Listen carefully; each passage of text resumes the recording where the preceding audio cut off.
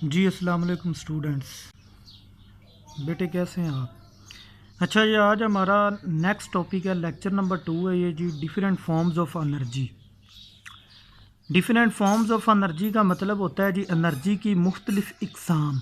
अब बेटा जितनी भी आप आगे डिफरेंट फॉर्म्स ऑफ एनर्जी पढ़ेंगे ये सारी लॉन्ग में आ जाती होती हैं। कभी वो इनमें से 2-3 पूछ लेता है, कभी एक टॉपिक पर ही बात कर लेता है। तो हम डेली की एक इंशाल्लाह इस पर डिस्कशन करेंगे, एक ही एनर्जी पर। तो आज आपकी today discussion about kinetic energy. Kinetic energy basically बेटा होती क्या है?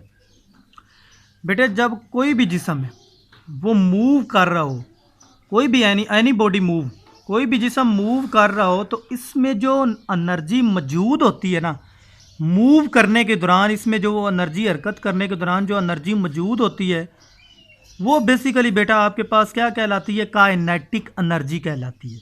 ये बात याद रखो। अब इस पर कोई ना कोई तो फोर्स अमल कर रही होती है, ये आपको भी पता होना चाहिए, क्योंकि इस पर फोर्स लग रही होती है और वो फासला भी तय करता है। देखो ना बेटा, कोई भी जिस्म है, आप उसको जब उस पर जिस्म को हरकत देना चाह रहे हैं तो आप उसको क्या करेंगे?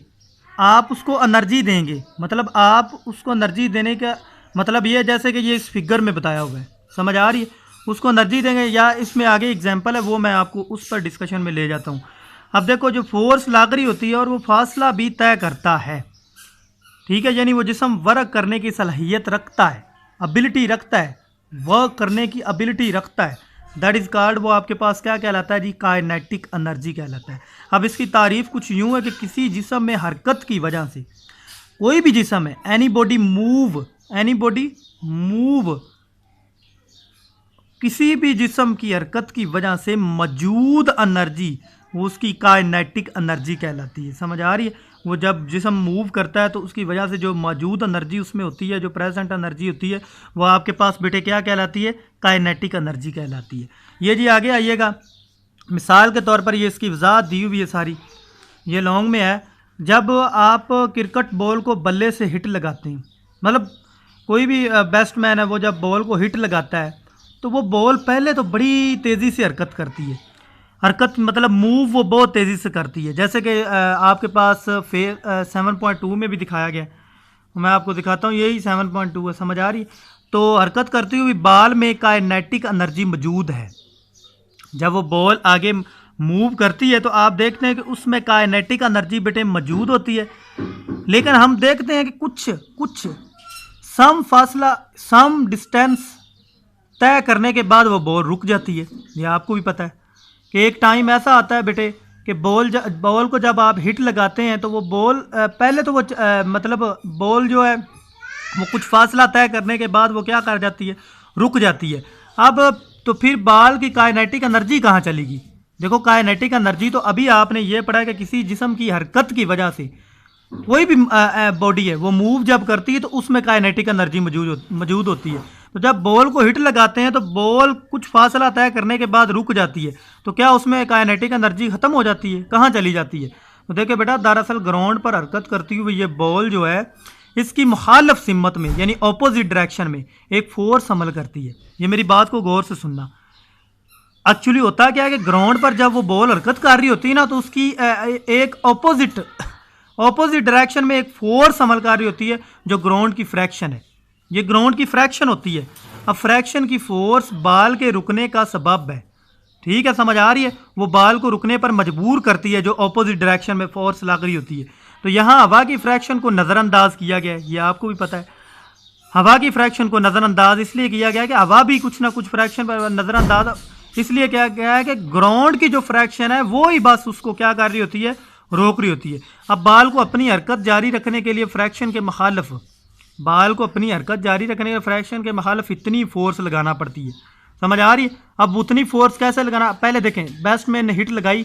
अब हिट लगाने के दौरान तो चलो वो फोर्स तय कर लेगी, लेकिन बाद में बेटा वो फोर्स स्लोली क्या होती जाएगी? कम होती जाएगी।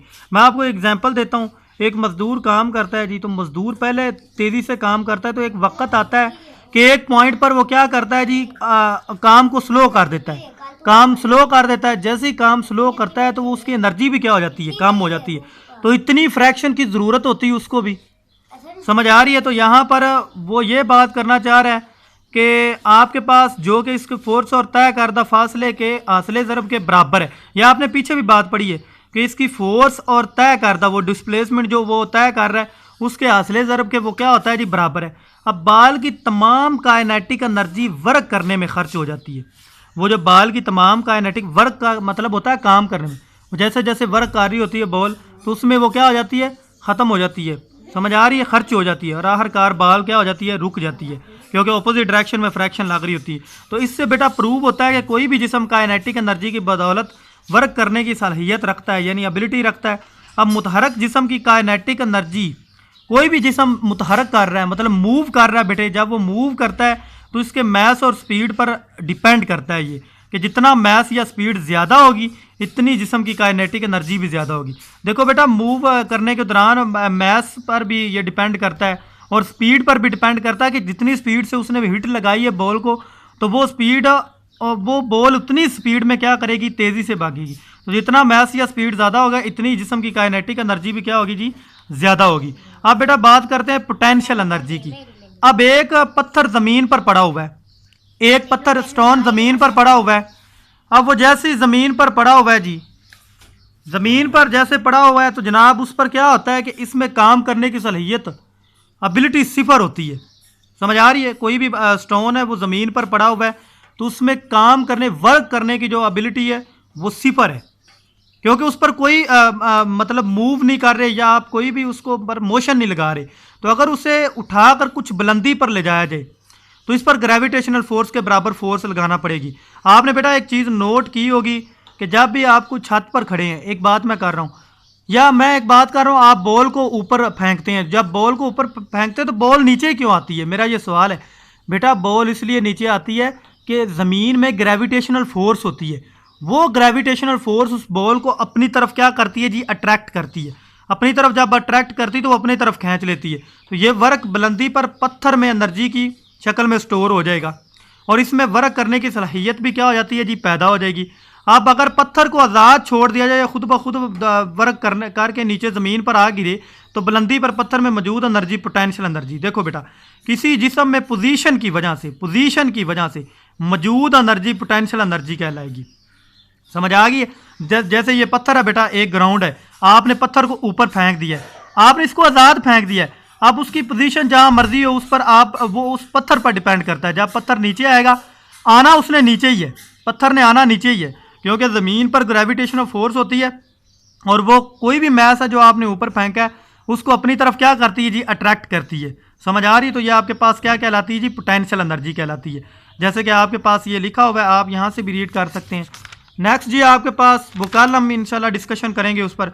तो इस पर जैसे मैं कहता हूँ कि कोई भी देखो ना, पत्थर ज़मीन पर पड़ा है तो इसमें काम करने की सलाहियत सिफर है। मैं दोबारा इस बात को रिपीट कर रहा हूँ। अगर इसे उठाकर कुछ बुलंदी पर ले जाना हो तो इस पर ग्रेविटेशनल फोर्स के बराबर फोर्स लगाना पड़ेगी। समझ आ रही है? दूसरे लफ्ज़ों में इस पर वर्क करना पड़ेगा। ये वर्क बुलंदी पर पत्थर में एनर्जी की शक्ल में क्या हो जाता है जी, स्टोर हो जाता है और इसमें वर्क करने की सलाहियत पैदा हो जाएगी। अब अगर पत्थर को आज़ाद छोड़ दिया जाए, जैसे कि पहले मैंने बताया, देखो 7.3 फेस में भी आपको बताया गया कि आज़ाद छोड़ दिया जाए पत्थर ज़मीन पर ही आएगा। तो किसी जिस्म में पोजीशन की वजह से मौजूद एनर्जी बेटा आपके पास क्या कहलाती है, पोटेंशियल एनर्जी कहलाती है। तो उम्मीद करता हूँ आपको ये लेक्चर समझ आ गया। अगर बेटा किसी पॉइंट की समझ ना आई हो तो आप मुझे कमेंट बॉक्स में मैसेज करें, व्हाट्सएप पे मैसेज करें या मेरे से पर्सनली रब्ता करें। ओके बेटा, अल्लाह हाफिज़, दुआ में याद रखें।